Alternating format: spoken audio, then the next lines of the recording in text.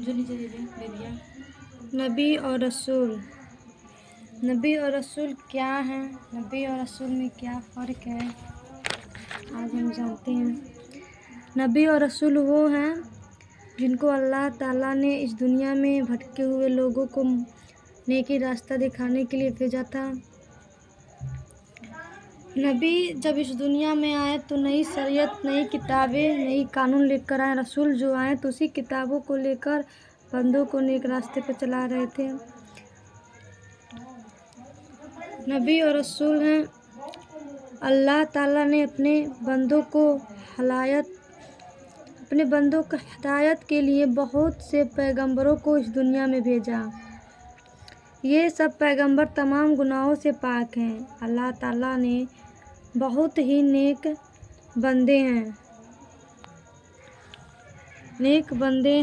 اللہ تعالیٰ کے سب پیغمبر وہی کام ہے کہ وہ اللہ تعالیٰ کے پیغام اور اس کا ہر کام بندوں تک پہنچاتے ہیں۔ اللہ تعالیٰ نے ان پیغمبروں کی سچائی ظاہر کرنے کے لیے ان کے ہاتھ پر ایسا حریت اور ایسی طاقت میں ڈالنے والی چیز ظاہر فرمائی جو بہت ہی مشکل اور عادت کو خلاف میں جو دوسرے لوگ نہیں کر سکتے۔ ان چیزوں کو معجزہ کہتے ہیں جو ہمارے رسول اور نبی اپنے ہاتھوں سے جن کو ہم معجزہ کہتے ہیں، جیسے حضرت موسیٰ علیہ السلام کا عصر کہ وہ ارشدہ بن فرعون کے سامنے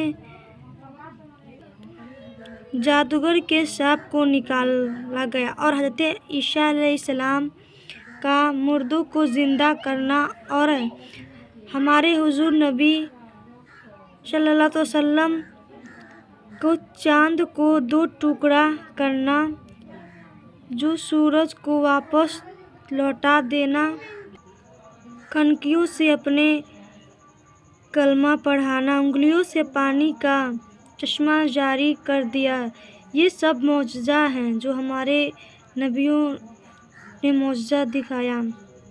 ان پیغمبروں کو نبی کہتے ہیں، اور ان نبیوں میں سے جو خدا بنداز تعالیٰ کے سب سے کوئی نبی آسمانی کتاب اور نئی شریعت لے کر آئے اور رسول کہلاتے ہیں۔ نبی سب کے مرد تھے، جو کوئی نہ کوئی جن نبی ہوا، نہ کوئی عورت نبی ہے۔ نبی صرف انسان بن سکتے ہیں اور وہ مرد۔ سب سے پہلے پیغمبر حضرت آدم علیہ السلام ہیں، اور سب سے آخری پیغمبر ہمارے حضور محمد مصطفیٰ صلی اللہ علیہ وسلم ہیں۔ اللہ تعالیٰ علیہ وسلم ہیں، اور باقی تمام نبی اور رسول ان دونوں کے درمیان کا معنی حضرت آدم علیہ السلام اور ہمارے پیارے آقا سرکار محمد مصطفیٰ کے بیچ میں ہیں۔ ان پیغمبروں میں سے جو بہت مشہور ہیں اور قرآن مجید اور حدیث میں جن کا بار بار ذکر ہوتا ہے، وہ ہمارے پیارے آقا محمد مصطفیٰ صلی اللہ علیہ وسلم ہیں۔ حضرت نوح علیہ السلام، حضرت ابراہیم علیہ السلام، حضرت اسماعیل علیہ السلام، حضرت اسحاق علیہ السلام، حضرت یعقوب علیہ السلام، حضرت یوسف علیہ السلام، حضرت داؤد علیہ السلام، حضرت سلیمان علیہ السلام، حضرت ایوب علیہ السلام، حضرت موسیٰ علیہ السلام، حضرت ہارون علیہ السلام، حضرت زکریا علیہ السلام، حضرت یحییٰ علیہ السلام، حضرت عیسیٰ علیہ السلام، حضرت الیاس علیہ السلام، حضرت علیہ السلام، حضرت یونس علیہ السلام، حضرت لوط علیہ السلام، حضرت ادریس علیہ السلام، حضرت صالح علیہ السلام، حضرت ہود علیہ السلام، حضرت شعیب علیہ السلام، حضرت محمد مصطفیٰ صلی اللہ علیہ وسلم۔ قرآن مجید کا حدیث ہے، نبیوں پر اللہ تعالیٰ نے جو شفا اور آسمانی کتاب اتارا ہے، ان میں سے 4 کتابیں بہت مشہور ہیں۔ توریت کتاب جو آسمانی کتاب ہے، جو پہلے حضرت موسیٰ علیہ السلام پہ اتری، اور زبور آسمانی کتاب جو حضرت داؤد علیہ السلام پہ نازل ہوئی، اور انجیل جو کتاب ہے وہ حضرت عیسیٰ علیہ السلام پہ اترا، اور جو قرآن مجید جو قرآن مجید اللہ تعالیٰ کی باتیں یہ ہمارے پیارے حبیب محمد مصطفیٰ صلی اللہ علیہ وسلم پہ نازل فرمایا، اور جو سب سے پہلے غار حرا میں نازل ہوا۔